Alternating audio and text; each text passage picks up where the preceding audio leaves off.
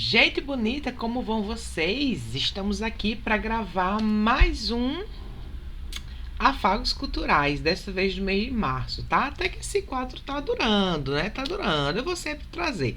Embora esse mês tenha sido um caos, eu não consegui fazer quase nada de leitura, né? Filme sempre rola, não tem jeito. Isso aí sempre tá rolando, né? Audiovisual é mais fácil da gente encaixar na rotina. Então é algo que realmente acontece. Mas em termos de leitura, acaba que as indicações ficaram é, na conclusão, né, do Edouard Louis, O Fim de Ed, que eu disse a vocês que estava lendo ainda em fevereiro, né? Eu concluí em março. E como eu disse a vocês, eu não estava gostando muito da forma, né? Eu acho que falta um pouco de elaboração estética.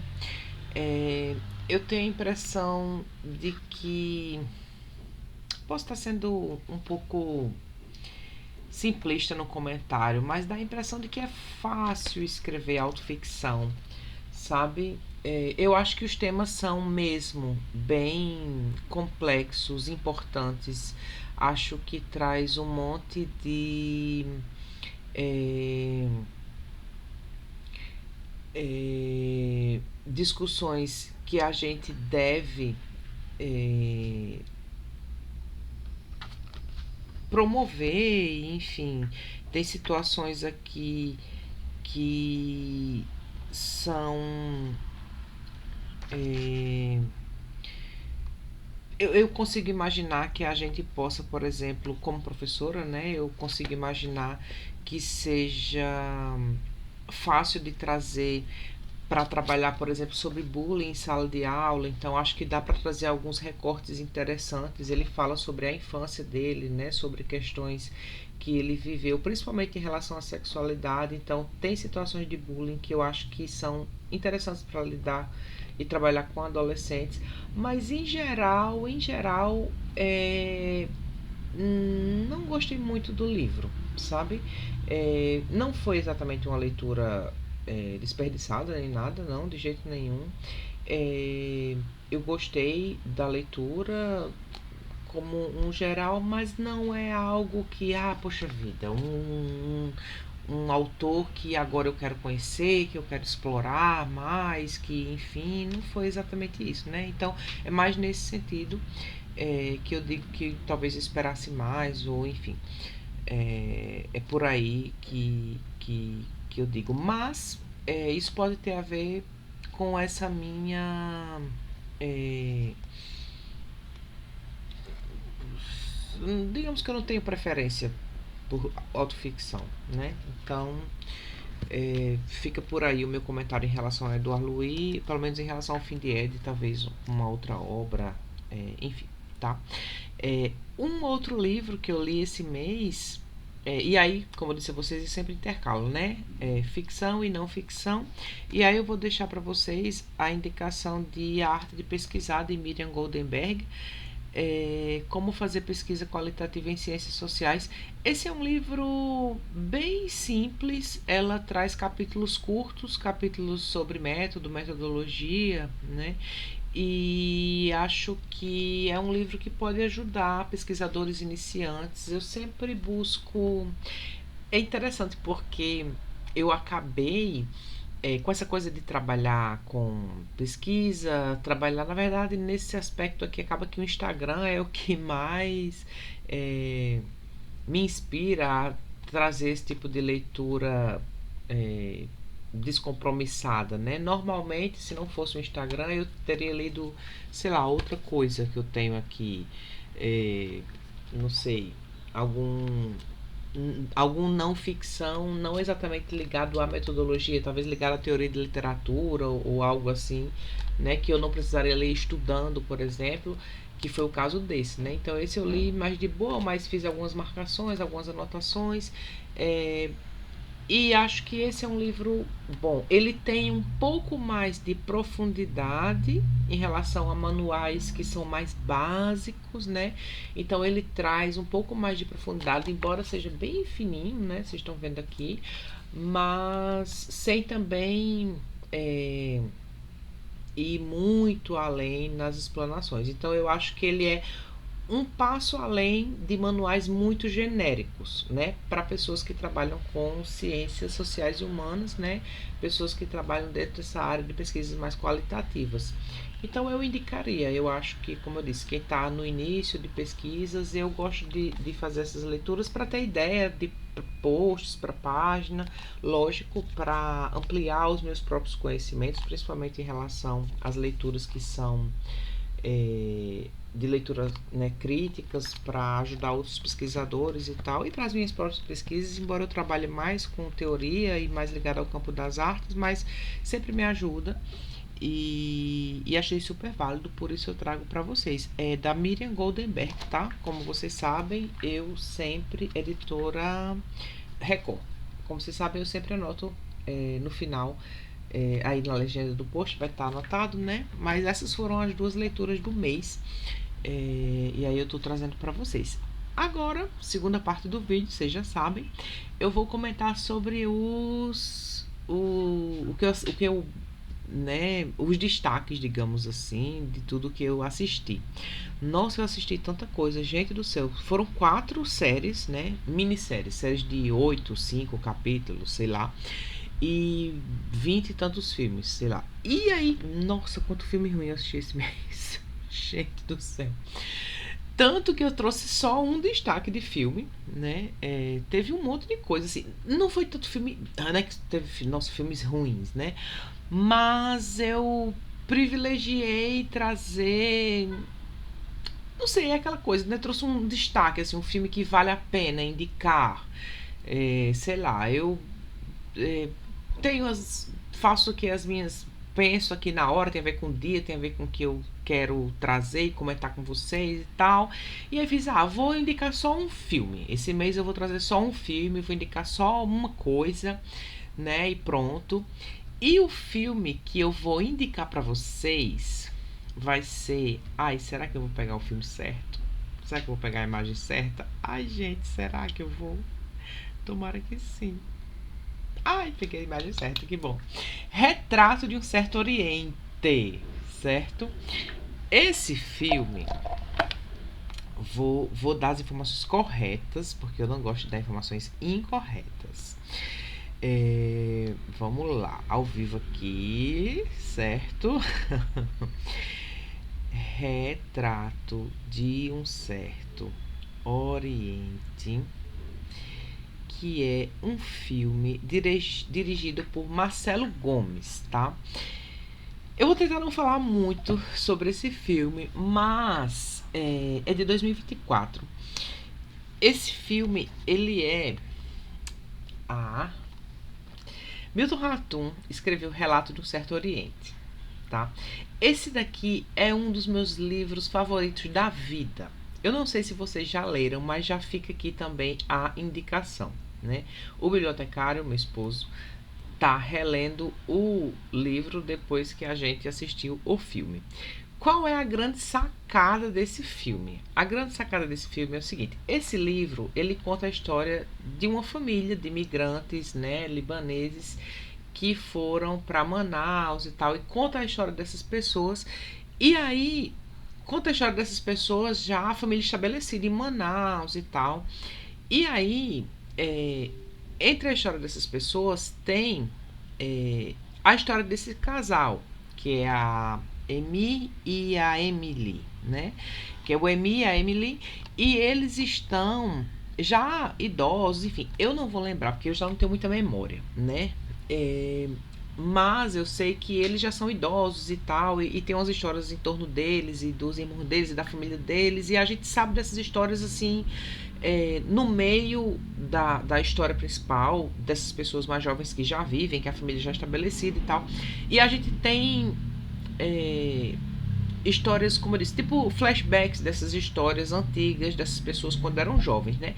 E a grande sacada do filme é contar a história desses personagens quando eles eram jovens, entende? Desses personagens idosos nesse livro aqui, quando eles eram jovens. Eu acho isso uma coisa tão linda, gente, uma coisa tão linda, né? E aí é isso, né? A minha indicação de Retrato de um Certo Oriente como filme é por causa dessa minha relação pessoal, né? Muito emocionada com o Relato de um Certo Oriente, que é, como eu disse, uma das minhas obras favoritas da vida.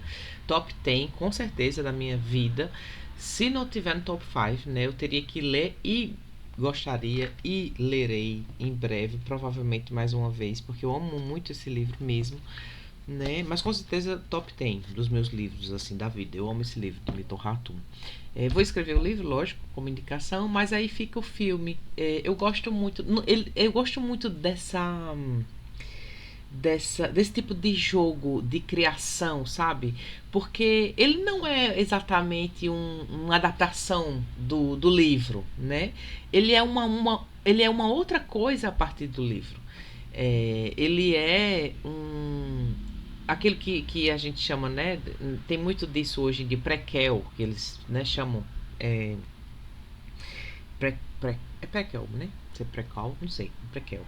Sei lá. Que eles chamam de séries. Fazer série, aí chama antes da série, não sei o que lá. É tipo isso. E eu acho isso tão bonito, eu acho isso tão lindo. E a história é muito bonita, né? Inclusive a personagem é uma personagem que no livro a gente não entende muito bem, porque é uma personagem dura, é uma personagem que a gente tem até certa raiva, ou a gente tem uma certa, sabe, é aquela mãe que a gente não entende porque que é tão é, dura com a gente, porque que, né, e aí já vão as histórias pessoais, enfim, e ali a gente vê essa pessoa num outro momento da vida e as coisas que ela viveu quando a vida não era assim tão difícil, ou porque as coisas se tornaram daquele jeito. Eu amei, amei, amei, amei mesmo, né? Por isso que eu tô aqui deixando essa indicação para vocês, né? Uma indicação de cinema e de literatura, ou onde o cinema toca a literatura de uma forma muito bonita. Por isso que eu deixo aqui com vocês, tá bom? E aí vai as outras indicações, como eu disse, né? Assisti um monte de série também no meio disso tudo. E aí eu vou deixar as séries, né? É, Na verdade, mais uma série. É, que aí é coisa de. Gente, é coisa de milênio isso aqui, tá? É a série de Chico Anísio, Um Homem à Procura de um Personagem. Que é uma série que conta a história de Chico. Pra mim, que sou millennial, como eu disse, que vivi como criança a história das personagens de Chico Anísio e vi e, e fiquei comovida quando ele morreu, né, de ter relembrado. Assistir essa série também foi uma relembrança, uma rememoração dessa infância e dessa, como eu disse, rememoração quando ele morreu, né, e tudo, e ver essas pessoas falarem sobre ele e ver realmente o tanto que ele era genial. Ele era realmente um homem genial, um artista genial, assim. Eu acho que vale a pena conhecer é, e não deixar morrer a pessoa que ele era, o artista que ele era. Eu acho que vale muito a pena conhecer essa série. Muito, muito boa mesmo. Acho que fica aí essa indicação para quem é, né, da minha geração, os millennials, como eu disse, né, para quem for mais jovem, para conhecer a história dele e o porquê ele é tão importante para o humor brasileiro mesmo, assim, numa época em que as coisas não eram tão fáceis como são hoje, né? Hoje a gente tem um humor que está em qualquer lugar, a gente alcança, a gente busca e a gente cria, a gente mesmo pode fazer qualquer comando em qualquer lugar e criar qualquer coisa. Imagina um cara como ele ter criado da própria cabeça, ter que criar todos os dias, 7 dias por semana, piadas, né, para televisão, para rádio na época, né, e com uma equipe pequena às vezes até, e você ter fôlego para para produzir isso artisticamente, assim, é algo que a gente assiste até com certa é, nostalgia e acho que certo sentimento de que a gente não vai mais ver isso, como se a gente não, uma sensação de que, poxa vida, será que a gente perdeu essa necessidade de ser necessário, sabe? No sentido assim de era preciso que ele fizesse aquilo. Então ele precisava criar aquelas coisas. Se ele não criasse, não ia existir. Hoje a gente sente que a gente não precisa se esforçar tanto para nada. Porque qualquer comando que a gente der em qualquer lugar, aquelas coisas aparecem e pronto, mas elas não são de verdade. Elas são criações conectadas de várias ligações de, é, sabe, é, tecnológicas e sei lá o que não fazem sentido e não vou causar o mesmo efeito. É isso que eu quero dizer, assim. Como se a gente tivesse deixado de ser real. Não sei se faz sentido o que eu estou dizendo. Mas é como se essa série aqui tivesse me reconectado ou me feito também é, ter essa noção em relação a um passado que não existe mais e não vai mais existir, não vai mais voltar a ser, sabe? Não sei, parece meio triste. E parece que eu tô sendo um saudosista assim, de um jeito meio irresponsável, talvez, porque não tenho o que fazer, né? E tal. Mas, sei lá, é isso. É meio maluco. Mas enfim, eu penso nas coisas desse jeito e eu acho que tá meio assustador, eu acho. Enfim, tá? É isso. E aí, última sugestão que eu tenho pra gente vai ser. Vamos lá. Ai, não tem como, né, gente, não comentar do Testamento, o segredo de Anita Harley. Nossa, tá pegando fogo esse negócio. Não tem como não comentar, né? Todo mundo assistindo e tal. Eu só vou aqui fazer o meu comentário de eu só vou fazer o meu comentário de a única coisa que eu vou dizer eu senti por essa série a mesma coisa que eu sinto quando eu leio cartas, sabe? Cartas de pessoas que trocam cartas e aí, de repente essas cartas são publicadas em livros e não sei o que. Eu acho tão estranho, eu não gosto dessas publicações, eu não gosto de ler esse tipo de publicação assim, porque são coisas muito pessoais e eu sempre sinto que estou invadindo a privacidade da pessoa e essa série me faz pensar um pouco nisso assim. E acho que talvez eu queira, sei lá, pedir um pouco de desculpas à Anitta por ter invadido a privacidade dela e a vida dela. E não tô pedindo por essas pessoas, porque essas pessoas é problema delas, não tem nada a ver com isso, né? Mas é por mim mesmo, assim.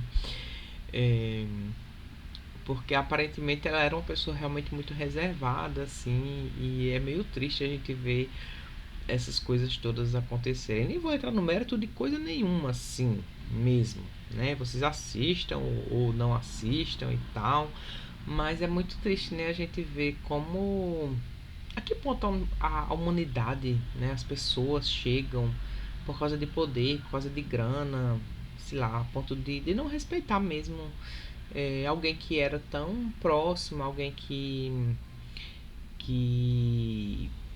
com quem você convive, que você sabe, que você conhece, que você tem certeza, né? Como eu disse, pelo que aparenta, assim, que não ia, e pelo que eu vi alguns comentários e tal, que não ia gostar de uma exposição nesse nível, né? E você simplesmente, todo mundo simplesmente desconsiderar isso, né? Em nome de dinheiro, né, gente? Não é outra coisa, é dinheiro e pronto, e acabou, assim. Eu acho muito triste mesmo. Né? Então, como eu falei, não vou entrar no mérito das coisas que aconteceram na série, porque eu não tenho nada a ver com isso, né? Aí que então eu fui pela fofoca e terminei pela fofoca. Mas eu me sinto mal de estar nessa curiosidade, de ter assistido, de estar querendo saber ainda, de não sei o que, né, por Anitta. Então, peço desculpas, Anitta, mas digo a vocês que é bem interessante. O Moída aí é bem interessante. E colocando-me no lugar de Anitta, sinto-me triste, porque é complicado, né? Coisa da morte, de a gente perder o controle, de a gente não ter mais condições de dizer o que a gente quer, o que a gente não quer. Enfim, essa série faz pensar muitas coisas mesmo. Por isso que eu trouxe pra cá como comentário, para além do hype, né? Para além do hype. Certo, gente? Então é isso. Trouxe aí os comentários, as sugestões e tal. Teve muita coisa mais que eu assisti. Vocês podem me procurar lá é, no Letterboxd, se vocês quiserem acompanhar aí o que eu assisto e tal. Não comento muito por lá não, só atualizo sempre mesmo, porque senão me perco. Mas mês que vem espero trazer aí alguns comentários mais sobre as leituras, sobre o que tiver, se for possível, né? Que abril vai ser um mês bem movimentado. Enfim, é isso, tá bom? Um beijo, obrigado por estarem até aqui, por acompanhar a página. Enfim, se chegaram até aqui, já sabem, né? Se não segue ainda, segue aí, gente. Porque, né? Muito trabalho para fazer essas coisas, muito tempo despendido e tal. Vamos dar um apoio aí, curte, comenta aí, segue a página, compartilha, enfim, essas coisas todas. Valeu, beijo e até o próximo vídeo.